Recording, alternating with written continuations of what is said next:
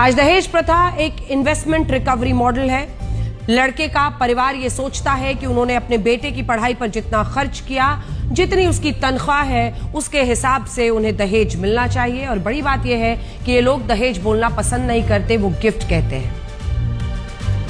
कहते हैं आपको जो देना है अपनी बेटी को दीजिए, लेकिन नजर एक एक चीज पर रहती है। बीबीसी के मुताबिक 1960 से 2008 के बीच भारत में जो शादियां हुई उनमें 95% में दहेज का लेन देन हुआ, 95%। इनमें भी 60% शादियों में लड़के वालों ने दहेज प्रथा को गलत बताने के बाद भी लड़की वालों से फर्नीचर, सोफा लेते हैं। सोफा ही नहीं लेते, सोफा के साथ कहते हैं कि सोफा का कवर भी चाहिए ताकि उस पर धूल पड़ने से वो गंदा ना हो। टेबल, सेंट्रल टेबल, सजावट का सामान, इलेक्ट्रॉनिक सामान, टीवी, फ्रिज, ये सामान लेने के बाद जानते हैं इन परिवारों ने क्या कहा? ये कहा कि उनकी बेटी ही तो इस सामान का इस्तेमाल करेगी। इन लोगों ने यह भी कहा कि दहेज भारतीय संस्कृति का हिस्सा है, वो अपनी सिर्फ संस्कृति को निभा रहे हैं। ये बिल्कुल गलत है। भारत में स्त्री धन की परंपरा थी जिसमें लड़की के माता पिता अपनी इच्छा से बेटी को पैसा, गहना या संपत्ति देते थे, लेकिन उसके लिए देते थे ताकि उसको बुरे वक्त में काम आए। यह स्त्री धन होता था। इसके पीछे एक कारण यह था कि उस दौर में लड़कियों को अपने माता पिता की संपत्ति में हिस्सा नहीं मिलता था।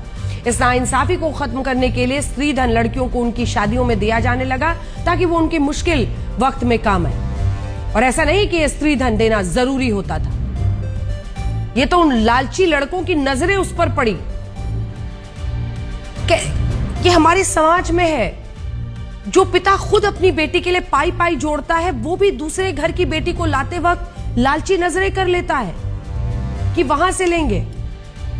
कई परिवार एक जोड़ी कपड़े के साथ भी अपनी बेटियों को विदा करते थे, लेकिन बाद में जैसे जैसे दहेज के खिलाफ कड़े कानून बने, वैसे वैसे दहेज का चलन बढ़ता ही गया। जी हां, डेटा बताता है। आइडियाज फॉर इंडिया की रिपोर्ट के मुताबिक 1920 में सिर्फ 20% शादियों में दहेज दिया जाता था, लेकिन 2005 में यह 40% हुआ और अब 90% हो गया है। इसका मतलब यह है कि दहेज की समस्या तो पुरानी है, लेकिन जितना दहेज आजकल की शादियों में लिया जा रहा है उतना दहेज पहले कभी नहीं लिया जाता था। आज हर 100 में से 90 शादियां दहेज के लेन देन से हो रही हैं। और आपको जानकर हैरानी होगी कि एक लड़की का परिवार औसतन अपने पूरे साल की कमाई दहेज में दे देता है, लेकिन इसके बाद भी कई लड़कियों को दहेज के लिए मार दिया जाता है।